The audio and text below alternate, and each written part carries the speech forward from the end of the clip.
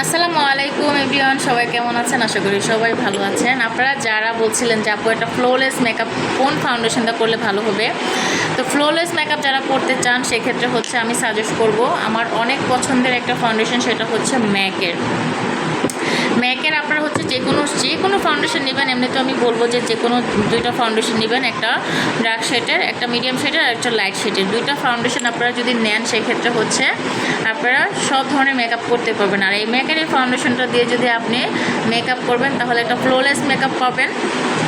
এটা হচ্ছে যাই আপুরা একটু এজই হয়ে গেছে তাদের ক্ষেত্রে খুবই ভালো একটা ফিনিশ আসে এই ফাউন্ডেশনটা দিয়ে। আপনারা যারা মেকের ফাউন্ডেশন ব্যবহার করেছেন তারা জানেন এটাতে কত সুন্দর স্মুথ একটা বেজ আসে। সেক্ষেত্রে আমি সাজেস্ট করব এইটা, ঠিক আছে।